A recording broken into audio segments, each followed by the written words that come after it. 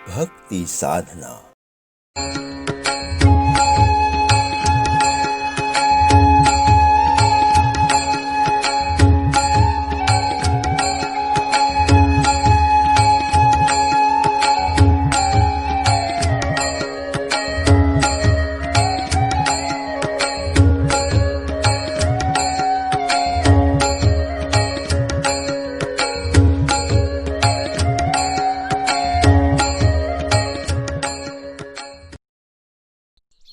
शबरी भेलनी थी।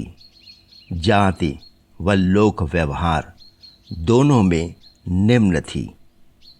इतने पर भी उसमें एक खूबी थी जो उसे अन्यों से ऊंचा बनाती थी।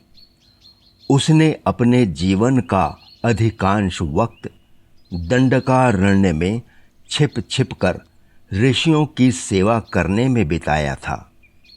ऋषियों के स्नान को जाने वाले मार्ग को वो अक्सर बुहार देती थी। कंकड़ीले रास्तों पर नर्म बालू बिछाती ताकि ऋषियों को चलने में कष्ट ना हो। जंगल से लकड़ियां काट कर आश्रम में बाहर रख जाया करती।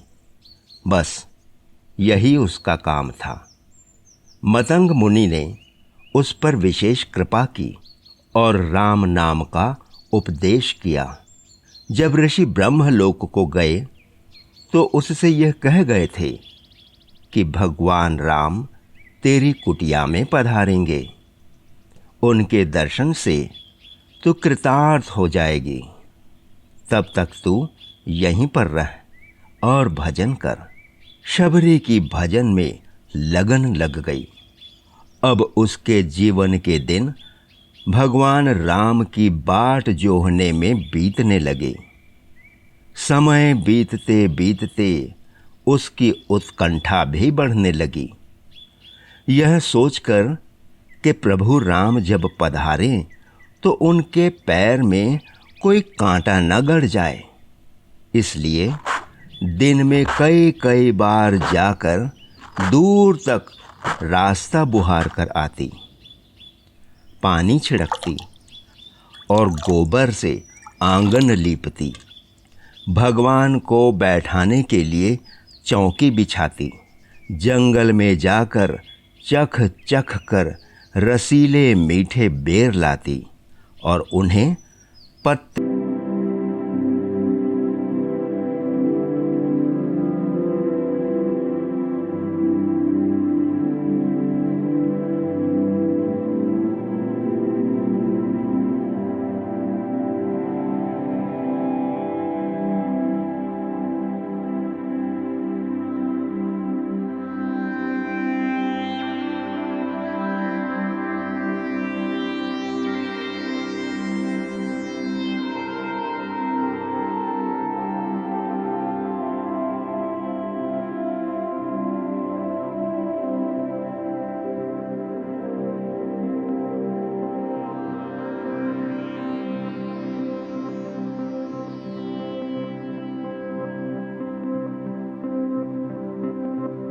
हैं। सबरी देखी राम गृह आए, मुनि के वचन समुझी जिय भाए। सरसिज लोचन बाहु विशाला, जटा मुकुट सिर उर्बन माला। श्याम गौर सुंदर दो भाई, सबरी परी चरण लपटाई। प्रेम मगन मुख बचन नयावा, पुनि पुनि पद सरोज सिर नावा। श्री राम जय राम जय जय राम। श्री राम जय राम जय जय राम। शबरी आनंद सागर में डूब गई। प्रेम के आवेश में उसकी वाणी रुक गई। वह बार बार भगवान के पावन चरणों में मस्तक टेक टेक कर प्रणाम करने लगी। कंद मूल फल सुरस अति, दिए राम कह आन, प्रेम सहित प्रभु खायौ, बारही बार बखान। भगवान का पूजन किया और फल सामने रखे। भगवान ने उसकी भक्ति की बड़ाई करते हुए उसकी पूजा स्वीकार की और उसके दिए हुए प्रेम के रस में पगे झूठे बेर का भोग लगाकर शबरी को कृतार्थ किया।